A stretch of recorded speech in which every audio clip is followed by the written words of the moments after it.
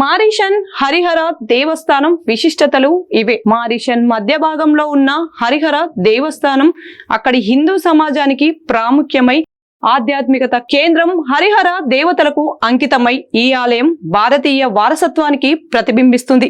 British వలస కాలంలో దక్షిణ భారతం, బీహార్ నుంచి వచ్చిన ఒప్పంద కార్మికులు తమ తమ మతాలకు సాంప్రదాయాలను కాపాడుకునేందుకు ప్రార్థన మందిరాలు నిర్మించారు. అలా 20వ శతాబ్దం రెండార్ధంలో హరిహర ఆలయం ఆవిర్భవించింది.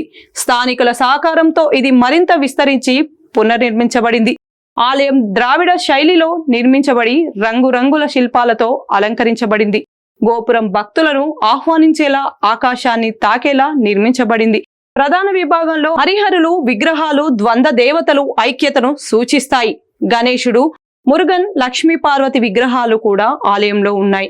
ఇక్కడ 108 అడుగుల ఎత్తైన వెంకటేశ్వర స్వామి విగ్రహం ప్రత్యేక ఆకర్షణ. లోపల గోడలపై రామాయణం, మహాభారతం ఇతిహాసాలు, దృశ్యాలు కళాత్మకంగా చిత్రీకరించబడ్డాయి. ఇవి విద్యార్థులకు, మత బోధనలకు ఉపకరిస్తాయి, కళా వైభవాన్ని చాటుకుంటాయి.